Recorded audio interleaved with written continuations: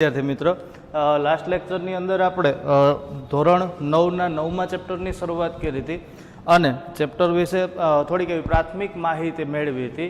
Chapter હતું બળ અને ગતિના નિયમો વિશેનું. હવે આ ચેપ્ટરમાં આપણે વાત કરી હતી થોડીક આ પહેલા શબ્દને સમજવાની કે ખરેખર બળ એટલે શું, અથવા તો આપણે એવું જોયું હતું કે ભાઈ કોઈ પણ પદાર્થ પર બળની અસરો કેવી થાય. હવે આપણે બળની અસરો વિશે કાંઈક એવું ભણ્યા હતા કે જો પદાર્થ ઉપર બળ લગાડવામાં આવે તો પદાર્થને થોડીક એવી તકલીફ થાય.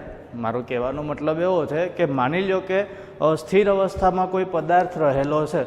હવે સ્થિર અવસ્થામાં રહેલો પદાર્થ એના ઉપર બળ લગાડીએ તો શું થાય, તો કે સ્થિર અવસ્થામાં રહેલા પદાર્થ ઉપર તો બળ લગાડવામાં આવે તો પદાર્થની અવસ્થામાં ફેરફાર થાય. કઈ અવસ્થામાં ફેરફાર થાય, તો કે પદાર્થ સ્થિર સ્થિતિમાં છે, હવે બળ લગાડતા આ પદાર્થ ગતિમાન અવસ્થામાં આવશે.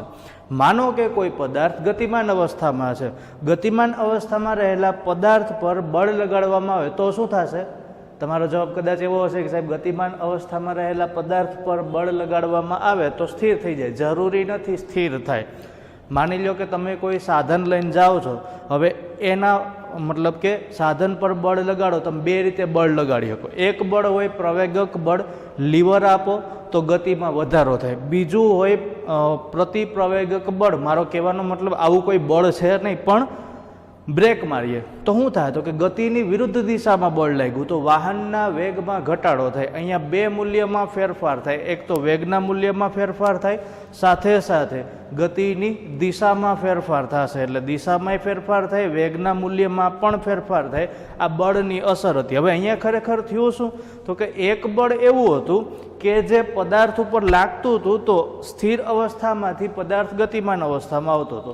બીજું બળ એવું હતું કે આ બળને જો પદાર્થ ઉપર લગાડવામાં આવે તો પદાર્થ ગતિમાન અવસ્થામાં જ હતો, કાં તો એની ગતિમાં વધારો થાય, અથવા તો બીજી અસર કેવી થાય, તો કે પદાર્થની ગતિ અવરોધાય છે. આ બે બળ. હજી ત્રીજું એક બળ હતું, અથવા તો ત્રીજી રીતે પણ બળ લાગે. માની લો કે કોઈ પદાર્થ ઉપર બળ લગાડવામાં આવે, જેમ કે સ્પ્રિંગ, તો સ્પ્રિંગને ગતિમાન અવસ્થામાં લઈ આવી એનો મતલબ શું, તો કે સ્પ્રિંગના બે છેડાને ખેંચવા, બે છેડાને પકડીને ખેંચીએ તો શું થાય, તો કે સ્પ્રિંગના મૂળ આકારમાં ફેરફાર થઈ જશે. વળી પાછા બળને રિલીઝ કરી દો, બળ આપવાનું બંધ કરી દો, એટલે શું થાય, તો કે બંને છેડા પાછા જે સ્થિતિમાં હતા એ સ્થિતિમાં આવી જાય. મતલબ કે સ્પ્રિંગ પોતાનો મૂળ આકાર ધારણ કરશે. મતલબ એવો થાય કે જો બળ આપવામાં આવે પદાર્થને તો પદાર્થના આકારમાં ફેરફાર થવો સંભવ છે. મતલબ કે પદાર્થના આકારમાં ફેરફાર થઈ શકે. બીજું શું હતું, તો કે પદાર્થને જો બળ આપવામાં આવે તો કાં તો એના વેગમાં ઘટાડો થાય અથવા તો વેગનું મૂલ્ય શૂન્ય થઈ જાય. વેગમાં ઘટાડો થવો આનો મતલબ શું થાય, કે કાં તો પદાર્થના વેગના મૂલ્યમાં ફેરફાર થાય, કાં તો એની દિશામાં ફેરફાર થાય. આ બળની અસરો હતી. પછી મેં તમને એવું કીધું હતું કે બળ ઘણા બધા પ્રકારના આવે. એમાં આપણે પહેલાં સમજવાના હતા બળના બે પ્રકાર. એમાંનો એક પ્રકાર છે, આ બળનું નામ છે સંતુલિત બળ. એક પ્રકાર જેને કહેવામાં આવે સંતુલિત બળ, અને બળનો જ બીજો પ્રકાર જેને કહેવામાં આવે અસંતુલિત બળ. એટલે બે પ્રકારો છે, એક સંતુલિત બળ અને બીજો છે અસંતુલિત બળ. સૌથી પહેલાં તો સંતુલિત બળ વિષયની ચર્ચા કરીએ. માની લો કે આપણી પાસે એક સમક્ષિતિજ ટેબલ છે. સમક્ષિતિજ ટેબલનો મતલબ એવો થાય કે લીસી સપાટી ધરાવતું ટેબલ. ખરેખર સમક્ષિતિજ ટેબલ ન હોય પણ સમક્ષિતિજ સપાટી ધરાવતું ટેબલ.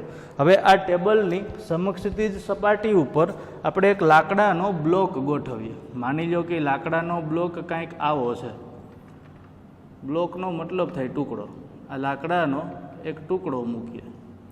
હવે આ લાકડાના ટુકડાના બંને છેડાઓને આપણે દોરીથી બાંધવાના છે. માનો કે હું આ છેડાને નામ આપું છું એક્સ, અથવા તો દોરીને નામ આપું એક્સ. સામેની બાજુનો એક છેડો છે, અહીંયા આપણે જે દોરી બાંધીએ આને નામ આપીએ વાય. આને કહેશું લાકડાનો બ્લોક. સારી ભાષામાં કેવું હોય તો ટુકડો ન કહેવાય પણ લાકડાનો બ્લોક. ટેબલની સમક્ષિતિજ સપાટી. ટેબલની સમક્ષિતિજ સપાટી. હવે આ એવી સપાટી છે કે જેના ઉપર આપણે જે બળ લગાડશું, માની લો કે એની વિરુદ્ધમાં કોઈ બળ લાગતું નથી. આપણે જે દિશામાં બળ લગાડશું એ દિશામાં જ લાકડાનો બ્લોક કામ કરશે, મતલબ કે એ જ દિશામાં ગતિ કરશે. હવે માનો કે આપણે એક્સ દોરીને ખેંચીએ. કઈ દોરીને ખેંચીએ? માનો કે લાકડાના બ્લોકમાં હાજર રહેલા એક્સ દોરીને ખેંચવામાં આવે. જો એક્સ દોરીને ખેંચવામાં આવે તો ઘટના કંઈક આવી બનશે કે તમે જે બાજુથી બળ લગાડશો એ બાજુ લાકડાનો બ્લોક ગતિ કરશે. એટલે આપણે એક્સને ખેંચીએ તો આ તરફ જ ખેંચીશું તો લાકડાનો બ્લોક કઈ બાજુ ખસે? જમણી બાજુ ખસે. તો લાકડાનો બ્લોક છે એ જમણી બાજુ ખસે. થોડી વાર માટે બળ લગાડો તો આ બ્લોક છે એ થોડી વાર માટે આ દિશામાં ગતિ કરશે. હવે માની લો કે આમાં બહુ મજા ન આવી, આપણે વાય દોરીને ખેંચીએ. જો વાય દોરીને ખેંચવામાં આવે તો વાય દોરીને ખેંચો તો ઘટના કંઈક એવી બનશે કે બ્લોક છે કઈ બાજુ ખસી જાય? ડાબી બાજુ. એટલે વાય દોરી ઉપર બળ લગાડવામાં આવે તો બ્લોક છે એ ડાબી બાજુએ ખસે. પહેલાં એક્સ દોરી ઉપર બળ લગાડ્યું તો બ્લોક છે એ જમણી બાજુ ખસ્યો, પછી વાય દોરી ઉપર બળ લગાડ્યું તો બ્લોક છે એ ડાબી બાજુએ ખસ્યો. અહીંયા શું થયું તો કે એક દોરી ઉપર બળ લગાડતા હતા આપણે, એક્સ ઉપર બળ લગાડ્યું ત્યારે વાય ઉપર કોઈ પણ પ્રકારનું બળ લગાડતા નહોતા. એટલે વાય ઉપર થયેલું કાર્ય અથવા તો લાગેલું બળનું મૂલ્ય કેટલું હતું? શૂન્ય. અહીંયા શૂન્ય હતું, અહીંયા બળનું મૂલ્ય મહત્તમ હતું. તો બ્લોક કઈ બાજુ ખસે? તો કે જે બાજુએ બળનું મૂલ્ય મહત્તમ હોય એ બાજુએ બ્લોક ગતિ કરશે. એટલે બ્લોક કઈ બાજુ ગતિ કરશે? તો કે બ્લોકનું મૂલ્ય જ્યાં મહત્તમ હોય આ તરફ બ્લોક ગતિ કરે. તો શરૂઆતમાં કઈ બાજુ? એક્સ તરફ વધારે હતું, એના પછી કઈ તરફ વધારે હતું? તો કે વાય તરફ. એટલે પહેલાં એક્સ તરફ અને પછી વાય તરફ. બંને બાજુએ બળ લગાડ્યું, બંને બાજુએ બ્લોક ખસે. હવે માની લો કે આપણે જેટલું બળ એક્સ ઉપર લગાડીએ એટલું જ બળ કઈ દોરી ઉપર લગાડવાનું? વાય દોરી ઉપર. એટલે આવું કહી શકું કે બંને દોરીઓ પર સમાન મૂલ્યનું બળ લગાડો. બંને દોરી પર એક સમાન મૂલ્યનું બળ લગાડવાનું અને પાછો એક જ સમયે જેટલું બળ એક્સ દોરી ઉપર લગાડીએ એટલું જ બળ કઈ દોરી ઉપર લગાડવાનું? વાય દોરી ઉપર. તો બ્લોકનું શું થાય? જો બ્લોક એટલો બધો મજબૂત છે કે તૂટશે નહીં, દોરી પણ એટલી બધી મજબૂત છે કે તૂટશે નહીં. તો બંને દોરી ઉપર એક જ સમાન મૂલ્યનું બળ લગાડો તો બ્લોક ગતિ દર્શાવતો નથી, મતલબ અહીંયા ગતિ થશે નહીં, બ્લોક ગતિ નહીં કરે. શું કામ? તો કે બે દોરી ઉપર આપણે જે બળ લગાડ્યું, કઈ દોરી ઉપર? તો કે એક્સ પર લગાડેલું બળ અને બીજી કઈ દોરી ઉપર? તો કે વાય દોરી પર લગાડેલું બળ. બંનેના મૂલ્ય કેવા હશે? સમાન. બંને બાજુ મૂલ્ય કેવા હશે? સમાન.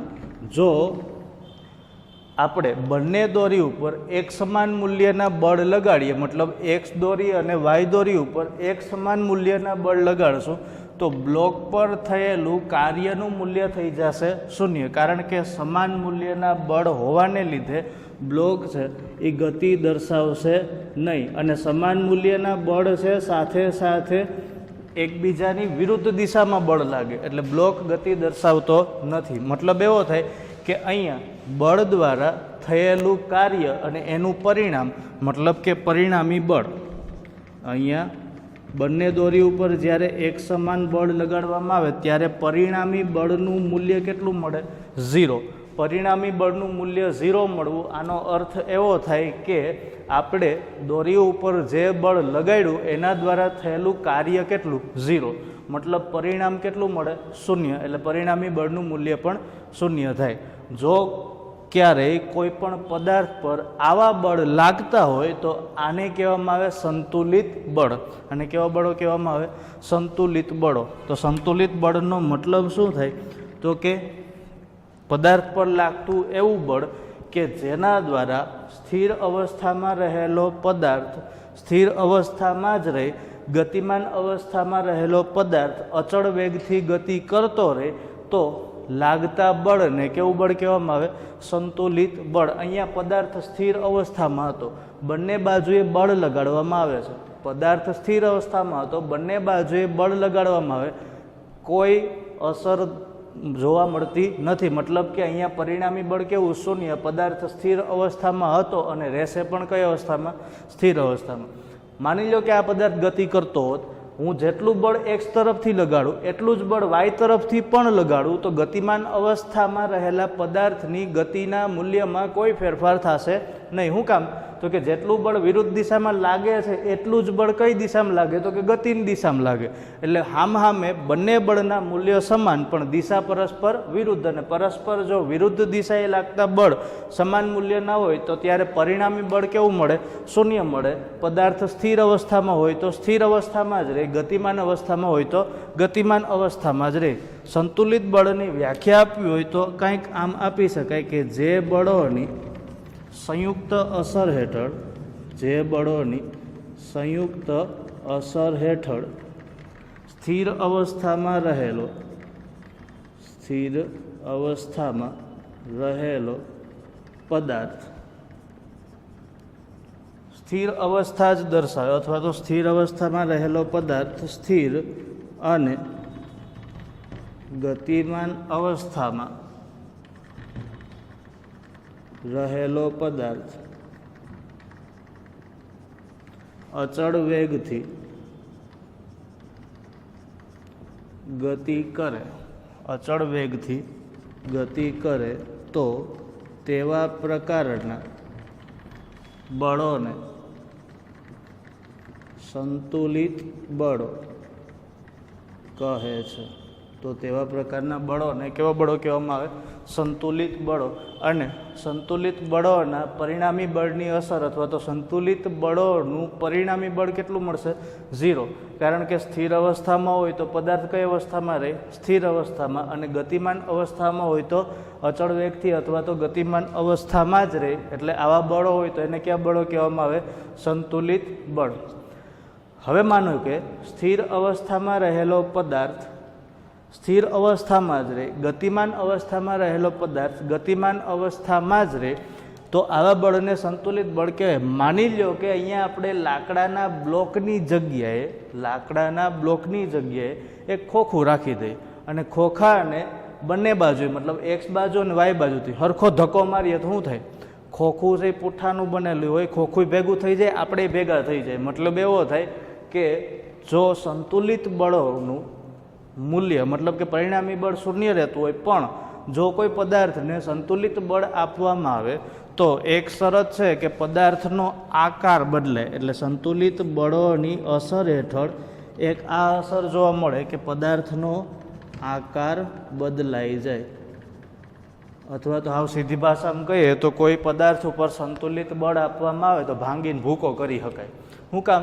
તો કે બે બાજુથી પરસ્પર વિરુદ્ધ દિશાના અને સમાન મૂલ્યના બળ મળે તો ત્યારે પદાર્થ ઉપર સૌથી વધુ દબાણ આવે, અને પદાર્થ ઉપર દબાણ આવે ત્યારે એના આકારમાં ફેરફાર થાય. થોડી વાર પહેલાં તમને વાત કરી હતી સ્પ્રિંગની, કે સ્પ્રિંગને બંને બાજુએથી ખેંચવામાં આવે. જો સ્પ્રિંગને બંને બાજુએથી ખેંચવામાં આવે તો શું થાય? તો કે બે છેડા કાન પકડીને ખેંચો એટલે લાંબા થાય ને, એટલે બે છેડા લાંબા થાય ત્યારે એનો આકાર બદલાઈ જાય. છોડી દો તો પાછો મૂળ આકાર ધારણ કરે. એના પછી બીજું બળ હતું જેને આપણે કીધું હતું અસંતુલિત બળ. બીજું બળ હતું જેને કીધું હતું અસંતુલિત બળ. માનો કે આ જ લાકડાનો બ્લોક છે, આ જ ટેબલ છે, સમક્ષિતિજ સપાટી ધરાવતું ટેબલ. માની લો કે આપણે એક્સ છેડા ઉપર કોઈ ચોક્કસ મૂલ્યનું બળ આપીએ, સાથે સાથે વાય છેડા ઉપર પણ કોઈ ચોક્કસ મૂલ્યનું બળ આપીએ, પણ જો એક્સ પર બળનું મૂલ્ય વધુ આપીએ, વાય પર ઓછું બળ આપીએ તો પદાર્થ કઈ દિશામાં ગતિ કરે? તો કે એક્સ તરફ ગતિ કરે. તો પદાર્થ કઈ દિશામાં ગતિ કરશે? એક્સ તરફ ગતિ કરશે. આનો મતલબ એવો થાય કે જે બાજુએ બળનું મૂલ્ય મહત્તમ હશે એ બાજુએ આ લાકડાનો બ્લોક છે એ ગતિ કરશે. એટલે જ્યારે પદાર્થને કોઈ એક બાજુએથી બળ વધુ આપવામાં આવે, એક બાજુએથી બળનું મૂલ્ય ઓછું હોય, તો જે બાજુએ બળનું મૂલ્ય મહત્તમ હોય એ બાજુએ પદાર્થ ગતિ કરે. તો અહીંયા કઈ બાજુએ બળનું મૂલ્ય મહત્તમ? એક્સ તરફ. એક્સ તરફ બળનું મૂલ્ય મહત્તમ છે એટલે ગતિ પણ કઈ તરફ કરશે? એક્સ તરફ. તો આનો મતલબ એવો થાય કે અહીંયા પરિણામી બળનું મૂલ્ય ક્યારેય શૂન્ય મળી શકે નહીં. પરિણામી બળનું મૂલ્ય શૂન્યતર હોય, મતલબ કે શૂન્ય સિવાયનું કોઈ પણ હોય.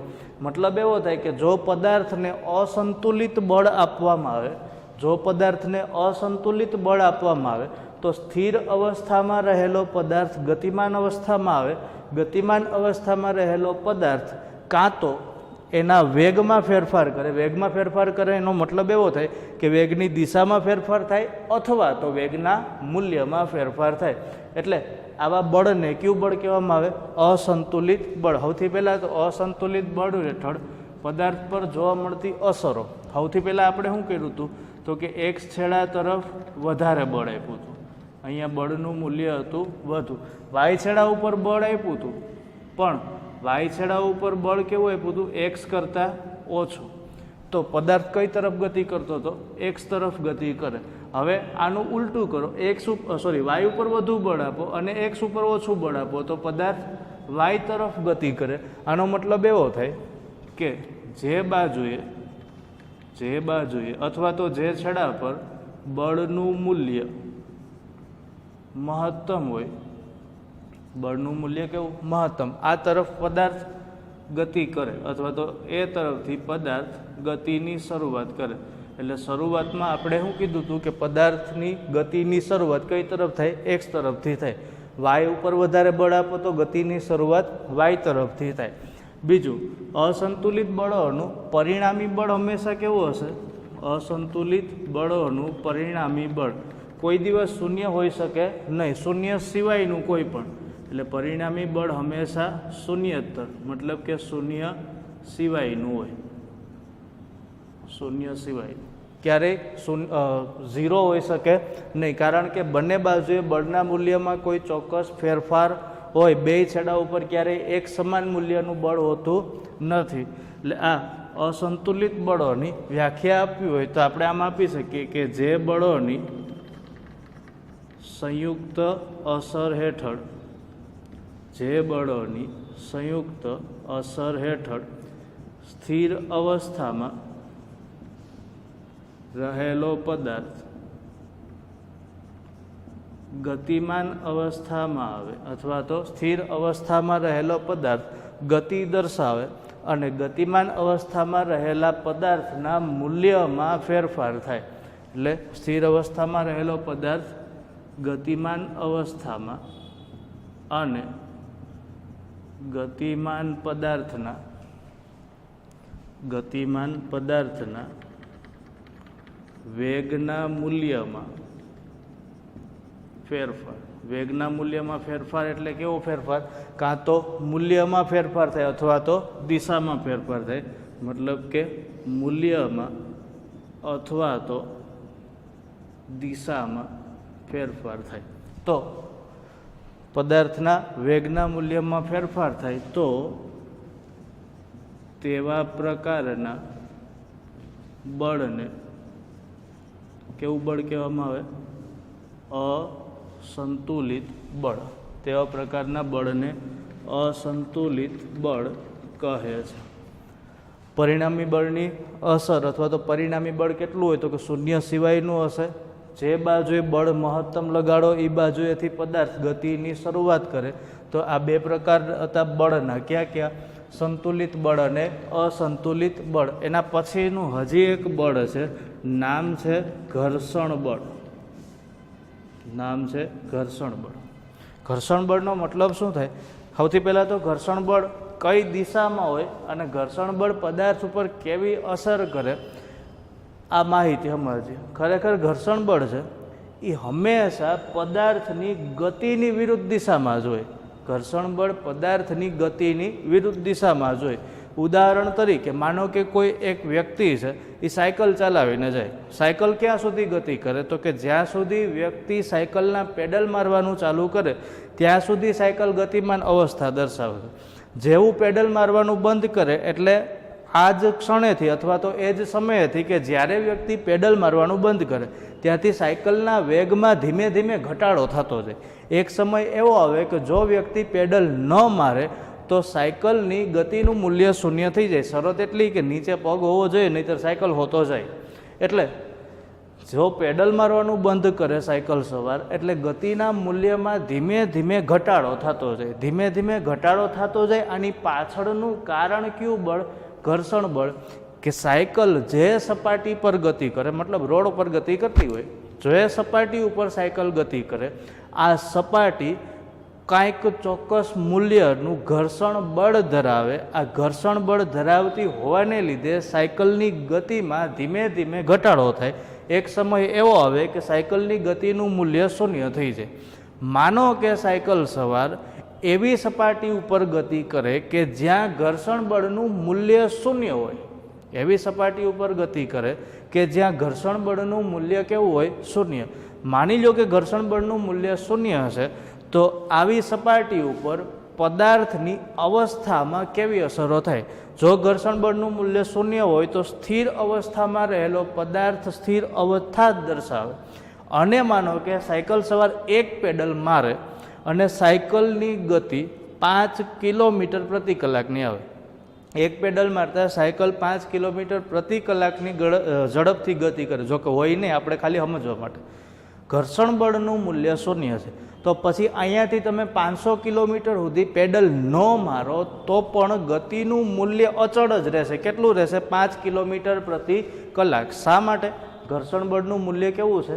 શૂન્ય. પણ આવું ક્યારેય શક્ય બને નહીં. હા, આના પછીનો એક ટોપિક છે, એની અંદર આવશે, એક આદર્શ મુદ્દો હશે, આપ્યો તો ગેલેલિયો નામના ભાઈ. પહેલાં આપણે જોઈએ ઘર્ષણ બળ, કે ખરેખર ઘર્ષણ બળ એટલે શું? તો કે જ્યારે કોઈ પદાર્થ છે એ સપાટીના સંપર્કમાં રહીને ગતિ કરતો હોય ત્યારે સપાટી દ્વારા પદાર્થ પર લાગતા બળની વિરુદ્ધ દિશામાં લાગતું બળ અથવા તો પદાર્થની ગતિને અવરોધતું બળ, એને કયું બળ કહેવામાં આવે? ઘર્ષણ બળ. એટલે જ્યારે કોઈ પદાર્થ સપાટીના સંપર્કમાં રહીને ગતિ કરતો હોય, જ્યારે કોઈ પદાર્થ સપાટીના સંપર્કમાં રહીને ગતિ કરતો હોય અને સપાટી દ્વારા, અને ત્યારે તે સપાટી દ્વારા પદાર્થની ગતિને અવરોધતા બળને કયું બળ કહેવામાં આવે? ઘર્ષણ બળ.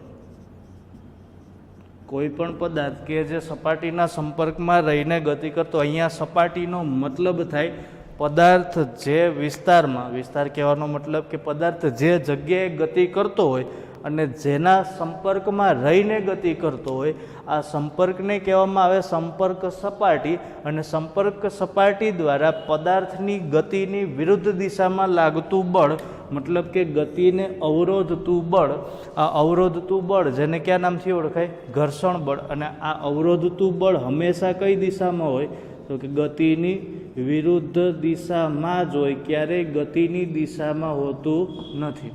માની લો કે આપણી પાસે એક એક પૂઠું છે, અને પૂઠું છે એ કંઈક આવો આકાર ધરાવે.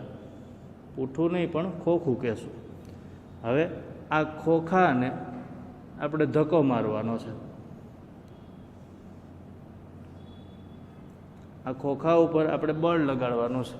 અત્યારે માનો કે આપણે આ દિશાએ ધક્કો મારવાનો છે. ખોખું છે એ કોઈ પદાર્થથી અથવા તો કોઈ વસ્તુથી ભરેલું છે, મતલબ વજનવાળું છે. ખોખાને આપણે જમીન ઉપર રાખેલું છે, મતલબ અત્યારે સંપર્ક સપાટી આપણા માટે કોણ થઈ જાય? જમીન. જમીન દ્વારા કોઈ ચોક્કસ ઘર્ષણ બળ લાગશે. અત્યારે સ્થિર અવસ્થામાં છે. હું જો આ દિશામાં અહીંયાથી આ ખોખાને ધક્કો મારીશ તો શરૂઆતનો સમય એવો હશે કે ત્યારે ખોખું છે આ હલવાનું બંધ કરશે અથવા તો ખસે નહીં. શું કામ? તો કે અહીંયા બે બળો લાગે. ક્યાં બે બળો લાગે? તો કે એક બળ જે આપણે લગાડીએ, બીજું બળ ઘર્ષણ બળ. કોનું ઘર્ષણ બળ? સંપર્ક સપાટીનું, મતલબ કે જમીનનું. શું થાય? તો કે શરૂઆતમાં ખોખું ખસતું નથી. શા માટે નથી ખસતું? એની પાછળનું એક કારણ કે અહીંયા બે બળ લાગે. એક આપણા દ્વારા લાગતું બળ અને બીજું બળ છે આ ઘર્ષણ બળ. ઘર્ષણ બળ હશે સંપર્ક સપાટીનું. ઘર્ષણ બળ કોનું હશે? સંપર્ક સપાટીનું. એટલે પહેલો કિસ્સો એવો બન્યો કે જ્યારે આપણે સામાન્ય મૂલ્યનું બળ આપ્યું હતું ત્યારે ખોખાએ ખસવાની શરૂઆત કરી નહોતી, મતલબ કે અહીંયા ખોખું ગતિ દર્શાવતું નહોતું. એની પાછળનું કારણ કે આપણે જે બળ આપ્યું હતું એના કરતાં ઘર્ષણ બળનું મૂલ્ય કેવું હતું? વધારે. એટલે શું થાય તો કે ઘર્ષણ બળનું મૂલ્ય વધુ હોવાથી ઘર્ષણ બળ છે એ આપણે આપેલ બળને એની સાથે સંતુલિત કરે. એની સાથે કેવું કરે? સંતુલિત કરે. મતલબ એવો થાય કે ખોખું ત્યાં સુધી ગતિ નહીં કરે જ્યાં સુધી આપણે આપેલ બળનું મૂલ્ય ઘર્ષણ બળના મૂલ્ય કરતાં વધી જાય. મતલબ કે આપણા દ્વારા આપવામાં આવેલું બળ ઘર્ષણ બળ કરતાં કેવું હશે? કેવું હોવું જોઈએ? મહત્તમ હોવું જોઈએ. જો બળનું મૂલ્ય ઘર્ષણ બળથી મહત્તમ ન થાય તો ખોખું ક્યારેય ખસશે નહીં. શું કામ? તો કે બંને બળો સંતુલિત થતા નથી, અથવા તો બંને બળોમાંથી એક બળ અસંતુલિત હોવું જોઈએ. જો અસંતુલિત બળ ન આપવામાં આવે આ ખોખાને તો ખોખું ગતિ દર્શાવશે નહીં. મતલબ એવો થાય કે અત્યારે આપણા દ્વારા જે બળ આપવામાં આવે છે આ બળનું મૂલ્ય ઘર્ષણ બળના મૂલ્ય કરતાં ઓછું છે, એટલે ખોખું ગતિ કરવાની શરૂઆત કરશે નહીં. બીજો કિસ્સો, હવે આપણે કંઈક એવું કરશું કે જેથી કરીને ખોખું છે પોતાનું સ્થાન બદલે અથવા તો આ બ્લોક છે એ ગતિમાં આવે. માની લો કે આપણે જે બળ આપ્યું આ બળનું મૂલ્ય ઘર્ષણ બળ કરતાં વધુ છે. બળનું મૂલ્ય કેવું? ઘર્ષણ બળ કરતાં વધુ. બધાને ઘરે ખોખા છે, બધા ઢીકા પાટા મારીને ખોખાને આમથી આમ ફેગવતા જાય છે, એટલે ખબર જ હોય કે ખોખું ક્યાં સુધી ગતિ કરી શકે. સપાટી ઉપર ખોખું પડ્યું ત્યારે આપણે જે બળ આપ્યું હતું આ બળનું મૂલ્ય ઘર્ષણ બળ કરતાં કેવું છે? વધારે. જો બળનું મૂલ્ય ઘર્ષણ બળ કરતાં વધુ હોય તો આ જે ખોખું છે આ દિશામાં ગતિ કરશે. પણ હજી એક બળ કાર્યરત છે, સપાટી દ્વારા લાગતું ઘર્ષણ બળ, અને એ કઈ દિશામાં હશે? તો કે આ આપણા બળની દિશા છે. આ ઘર્ષણ બળ છે એ બળની વિરુદ્ધ દિશામાં હશે. એટલે જ્યાં સુધી ઘર્ષણ બળ કરતાં વધુ મૂલ્યનું બળ આપણા દ્વારા આપવામાં આવશે ત્યાં સુધી જ ખોખું ગતિમાં આવશે. જેવું બળનું મૂલ્ય ઓછું થાય એટલે અહીંયા શું થઈ જાય તો કે આ જે ખોખું છે ગતિ કરવાનું બંધ કરી દે. શું કામ? તો કે ઘર્ષણ બળનું મૂલ્ય આપણા દ્વારા આપવામાં આવેલ બળને સંતુલિત કરી દે. જો બંને બળો સંતુલિત હોય તો સંતુલિત બળની પરિણામી અસર અથવા તો સંતુલિત બળોનું પરિણામી અસર કેવી હશે? 0. પરિણામી અસર 0 થઈ મતલબ કે આ ખોખા ઉપર થતું કાર્ય 0 થવું. ખોખા ઉપર થતું કાર્ય 0 થવું એટલે ખોખાના સ્થાનમાં કોઈ ફેરફાર થશે નહીં. મતલબ એવો થાય કે જો પદાર્થને ગતિમાં લઈ આવવો હોય તો એના ઉપર સંતુલિત બળ નહીં પણ અસંતુલિત બળ આપવું ફરજિયાત છે. બીજું કે માનો કે પદાર્થ ઉપર અસંતુલિત બળ આપવામાં આવે તો પદાર્થ કેવી ગતિ કરે? હંમેશા પ્રવેગી ગતિ કરશે. શું કામ? તો કે અહીંયા ઘર્ષણ બળના મૂલ્ય કરતાં વધુ બળ હોય તો જ પદાર્થની ગતિમાં ફેરફાર થાય, એટલે કે પદાર્થની અવસ્થામાં ફેરફાર થાય. એનો મતલબ એવો થાય કે સતત બળના મૂલ્યમાં વધારો થાય તો જ આ ખોખું ગતિ કરે, નહીંતર ગતિ કરશે નહીં. એટલે જ્યાં સુધી અસંતુલિત બળ ન આપવામાં આવે ત્યાં સુધી પદાર્થ ગતિ કરતો નથી. અને પછીના લેક્ચરની અંદર ગેલેલિયોએ આપેલા ગતિના નિયમો વિશેની માહિતી મેળવશું. Thank you.